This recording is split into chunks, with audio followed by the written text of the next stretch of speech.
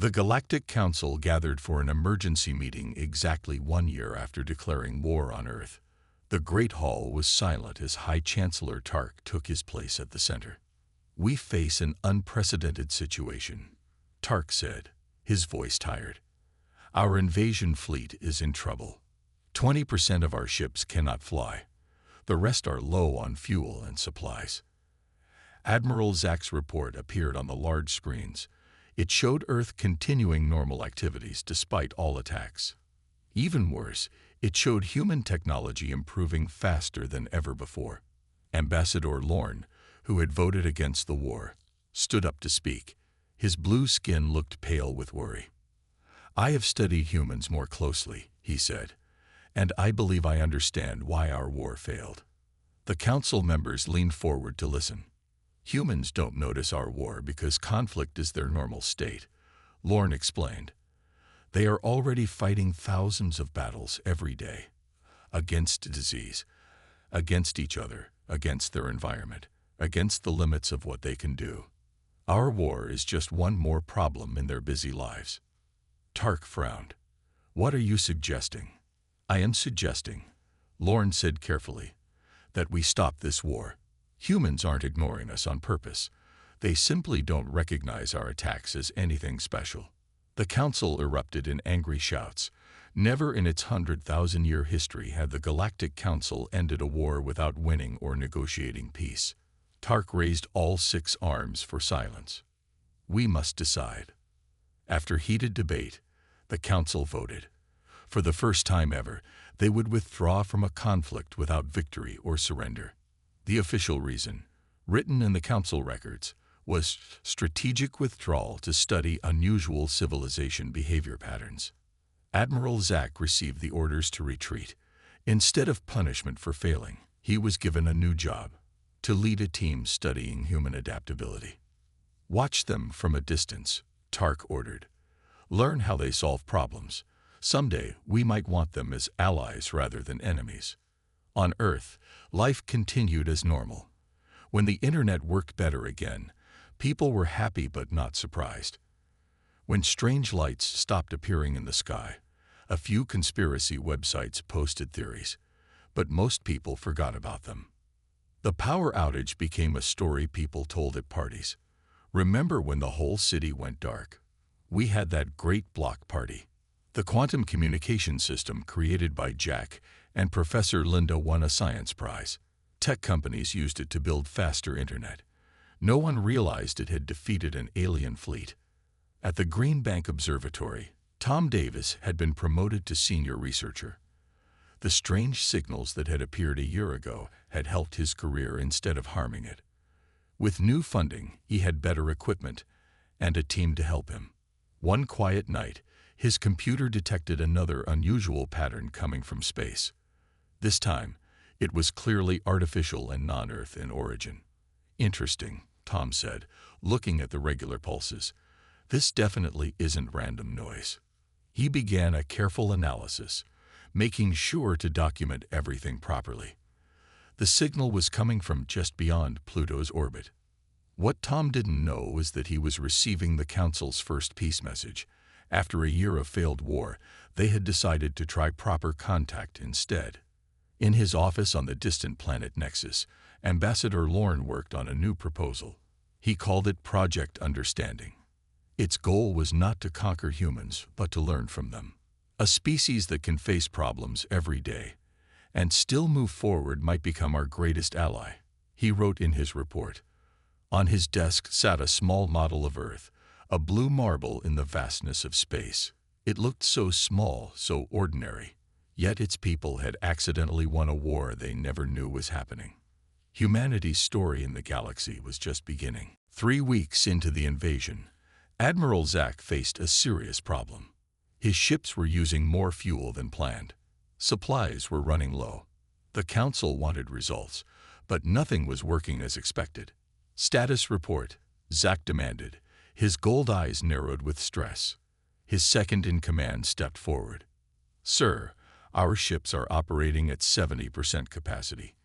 10 smaller vessels have mechanical problems, and the humans still don't seem to know they are under attack." Zack slammed his fist on his chair. How is this possible? We've disrupted their power, blocked their communications, and shown our ships to hundreds of them. They think we're natural disasters, sir, or government secrets, or hoaxes. They simply adapt and move on. An urgent message came from Director Vix back at Council headquarters. Zack read it and felt cold fear for the first time in his career. They're advancing too quickly, he whispered. Their technology is growing faster than any species we've ever seen. Jack Peters and Professor Linda Brown worked through the night at MIT. Their new communication system was getting attention from tech companies and government agencies. I still don't understand why it works so well, Jack said, rubbing his tired eyes. Linda looked at the strange patterns on her computer screen. It's like it's connecting to systems that shouldn't exist on Earth, like there's a whole network we didn't know about. Neither realized they were seeing the alien fleet's communication grid. Their innocent experiment was now sending human computer code into alien systems. At Galactic Council headquarters, Director Vix showed High Chancellor Tark the latest findings. In just the months since we declared war, humans have made these advances, she said, displaying charts on the screen. Their artificial intelligence programs are solving problems twice as fast as last year. Their quantum computing has jumped forward 5 years in just a few months. Is it because of our presence? Asked Tark. Yes, Vix nodded. Our attacks are pushing them to innovate. Each problem we create, they solve, and then build something new from the solution. Admiral Zack decided on one final massive attack. We will knock out their power grids simultaneously across the planet. When they sit in darkness, they will finally understand they are at war. The fleet positioned itself and fired at power stations around the world. Lights went out in New York, Tokyo, London, Mumbai, and hundreds of other cities. In New York City, the streets went dark. Emma Rodriguez was in her apartment on the 5th floor. She sighed and got out candles from her kitchen drawer. Power outage again, she told her cat. Third one this year. Outside, neighbors gathered in the street.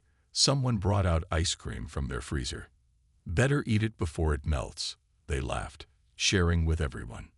In Tokyo, businesses switched to backup generators without missing a beat. In London, pubs filled with people enjoying the unexpected darkness, singing songs and telling stories by candlelight. Power company workers went out in trucks to fix the damage. They had seen power failures before, from storms, equipment failures, and overloaded systems. This was bigger, but not different. They worked through the night, finding problems and fixing them. Engineers noticed strange burn patterns on equipment. Never seen anything like this, one said in California. Might be that new solar flare they warned about, another suggested. Let's try the new breakers we've been testing. The new technology worked better than expected. Power returned to most areas within days, not weeks. The energy companies called it a successful test of their emergency systems. Admiral Zack watched in disbelief as Earth's lights came back on, city by city. How are they recovering so quickly? He demanded. Then something strange happened to his ship's controls. Screens flickered. Systems shut down and restarted. Sir, called his technology officer, voice shaking. Something is in our network, some kind of human code. The alien fleet's communication system was falling apart, infected by Jack Peters' innocent experiment. Ship after ship reported problems. Admiral Zack looked at Earth, now bright with lights again. He finally understood what they were facing. Humans didn't notice the war because to them, it was just another problem to solve. The day of invasion finally arrived. Admiral Zack's fleet moved into position around Earth. His ships were invisible to most human technology. He sat in his command chair, looking at the blue planet on his screen. Send the final warning, he ordered. Let them know they have one last chance to surrender. The message went out on all frequencies. It described the size of the fleet, the weapons they carried, and what would happen if Earth did not give up immediately. On Earth, The message reached millions of computers, phones, and communication systems. But something went wrong with the translation. Most humans who received it saw this message: URGNT. Your vehicle warranty is about to expire. Final notice before termination of protection. Respond immediately to avoid consequences. People deleted it without reading. Email systems marked it as spam. It was ignored by almost everyone. In Washington, D.C., a few people at the government security agency did notice something unusual about the message. A man named Jim looked at the strange code behind the spam. "This doesn't look like normal junk mail," he told his boss. "Another Russian hack attempt?" His boss asked, not really paying attention. "Maybe," Jim said. "I'll add it to the report for next week." He made a note, then went to get coffee.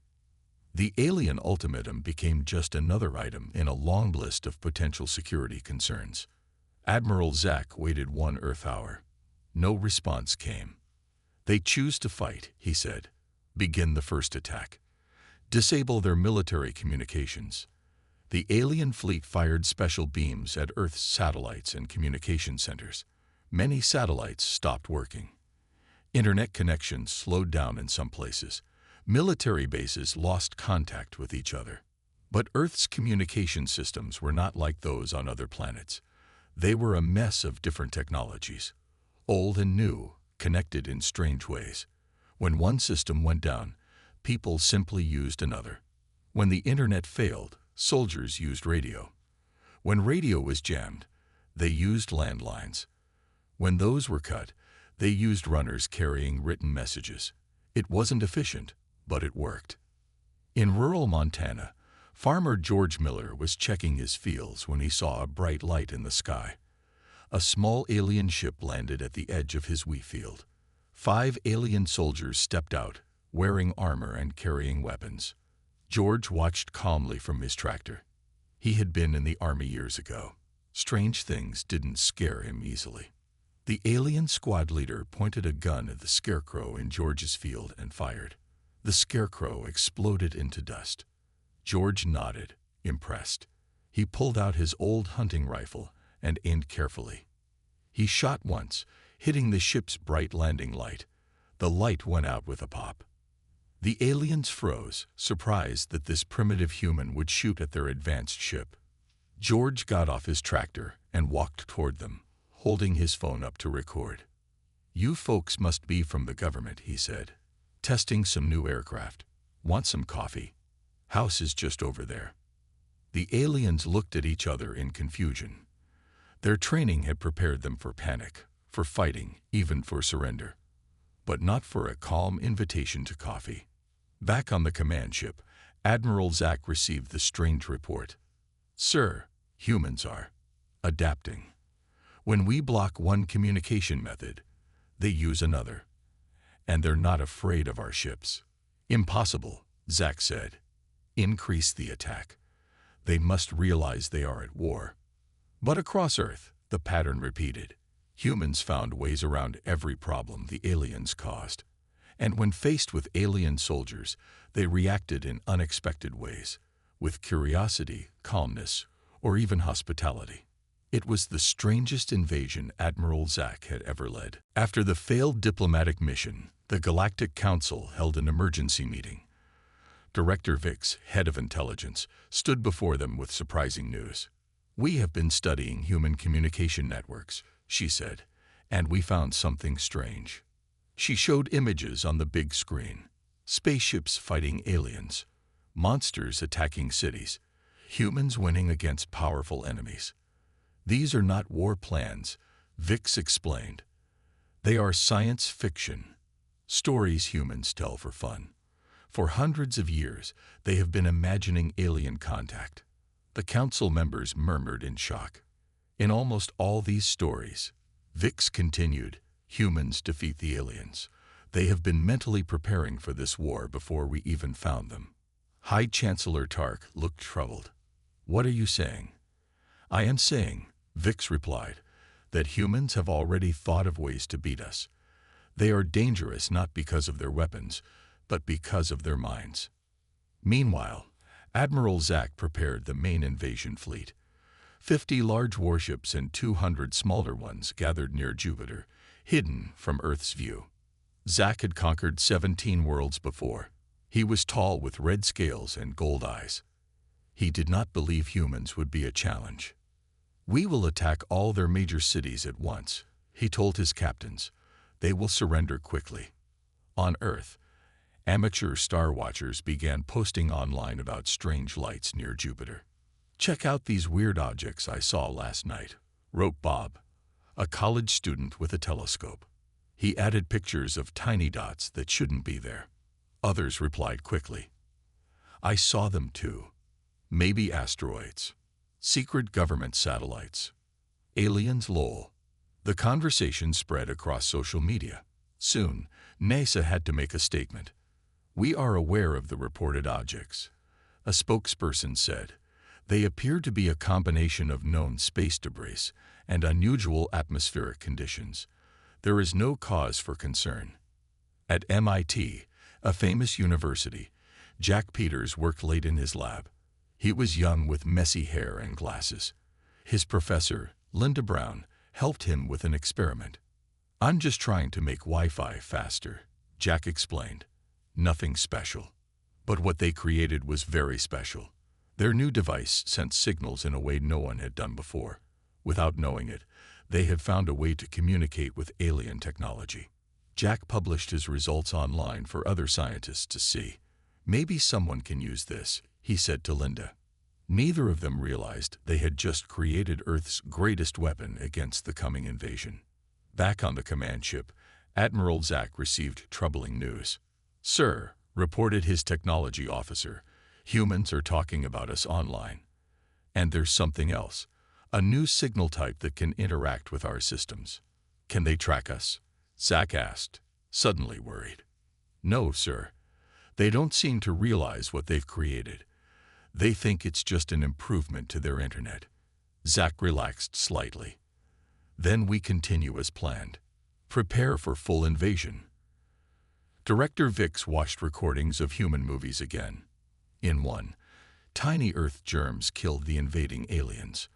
In another, humans uploaded a computer virus to the alien mothership.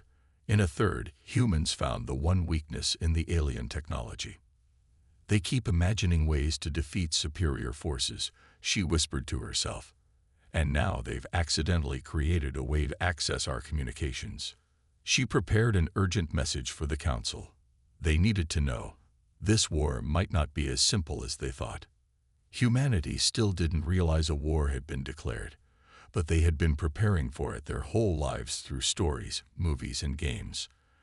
And now, by complete accident, they had created exactly what they needed to fight back. High Chancellor Tark's face turned a deep purple as he heard Captain Wren's report. The council chamber fell silent.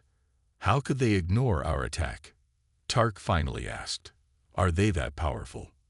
"We must try something new," suggested an old council member. "Send diplomats. Talk to their leaders face to face." Tark hated the idea, but he nodded. "Prepare the invasion fleet. But first, send 3 diplomats to Earth's biggest countries." 3 sleek silver ships left for Earth the next day. They were designed to be invisible to human technology. Each carried 1 diplomat with a universal translator and official war documents. Mira was the diplomat sent to Washington, D.C.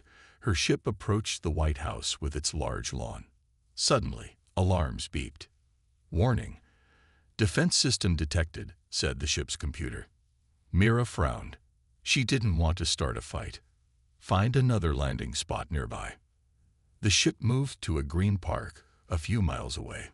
Mira stepped out, wearing her formal blue council uniform. She held a golden tube containing the war declaration. People walking in the park stopped to stare.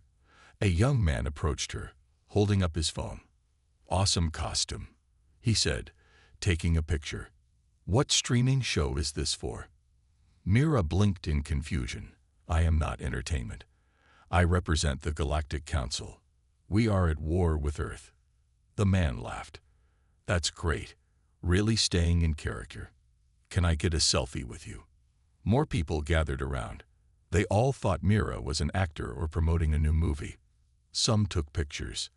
Others asked what channel her show would be on. Mira tried again, speaking louder. Your planet has ignored our declaration of war. You must surrender now. A woman in running clothes clapped. The effects on that prop are amazing. How did you make it glow like that? Officer Bill Taylor got the call about a disturbance in the park. When he arrived, he saw a crowd blocking the walking path. In the middle stood a woman with silvery blue skin wearing some kind of uniform. "Excuse me," Bill said, pushing through the crowd. "What's going on here?" The blue woman looked relieved.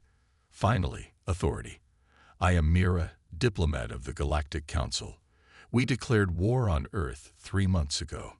Bill had been a police officer for 20 years. He'd seen all kinds of situations. This seemed like someone having a mental health crisis. "Ma'am, are you feeling all right?" he asked kindly. "Would you like me to call someone to help you?" "You don't understand," Mira said. "My ship is right there." She pointed to an empty spot. Bill saw nothing, but nearby, people's phones were acting strange. Screens flickered and calls dropped.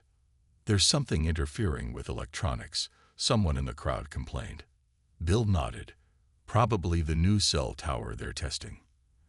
"Everyone, please move along." He turned back to Mira. "Ma'am, you can't block the park paths. Do you have a permit for this performance?" Similar scenes played out in Beijing and Moscow. The diplomat in Beijing was hired by a movie director who loved his alien costume. The diplomat in Moscow sat in a waiting room for hours, filling out forms that asked for Earth citizenship number and place of birth, country. None of the diplomats managed to speak to any world leaders. Back on his ship, Captain Wren received the diplomats' reports. "It's unbelievable," he told his officers. "They think we're entertainment, or they ignore us completely." "Perhaps they are testing us," suggested his second-in-command, pretending not to understand while they prepare their defenses. Wren looked at the blue planet on his screen. "Or perhaps they are so advanced that our threat means nothing to them." For the first time in the history of the Galactic Council, a declared war was going completely unnoticed by the enemy. 3 months passed. High Chancellor Tark paced around the council chamber, all 6 of his arms twitching with frustration. No response from Earth. He asked for the 100th time. "None, sir," replied his assistant. "They either ignored our declaration or did not understand it." Tark slammed a fist on the table. "Then we must show them our power. Send ships to Earth. Captain Wren will lead them." Captain Wren was tall and gray with 4 eyes that never missed anything. He had won many battles for the Council. Now he stood on the bridge of his warship, looking at the blue planet on his view screen. 5 ships should be enough, he told his crew. "We will destroy 1 small island. That will make the humans take us seriously." The 5 alien warships traveled toward Earth, their engines glowing against the blackness of space. At the Houston Space Center, Kate Wilson sipped her coffee while looking at her computer screen. Next to her, Mike Johnson unwrapped his sandwich. "I found something weird," Kate said, pointing at her screen. "These objects aren't moving like normal satellites." Mike leaned closer. "Huh, that is strange." Kate typed a quick report and sent it to NASA's main office. "Someone should check this out." "Probably just space junk," Mike said, taking a bite of his sandwich. "Hey, did you see the plans for the new space station section? That's going to be amazing." Kate smiled and turned back to her work, already forgetting about the strange objects. The report went into a queue behind 40 other reports marked higher priority. Behind Earth's moon, Captain Wren prepared his attack. "Find an empty island," he ordered. "We don't want to kill anyone yet. Just show our power." His crew found a small ring of sand in the vast Pacific Ocean. Scans showed no humans lived there. "Perfect," Wren said. "Charge the main weapon." The ship's massive cannon began to glow. It could turn mountains to dust. Wren gave the order to fire. A beam of energy shot toward Earth, bright enough to outshine the sun for a split second. But something unexpected happened. The beam hit an invisible grid surrounding Earth. This was a secret defense system built by several countries working together. No one had told the public about it. The grid spread the alien weapon's energy around the planet. Earth's computers registered it as a solar flare. In his backyard in Arizona, Ben Miller was fixing his ham radio when it suddenly filled with static. "Darn solar flares," he muttered, adjusting some dials.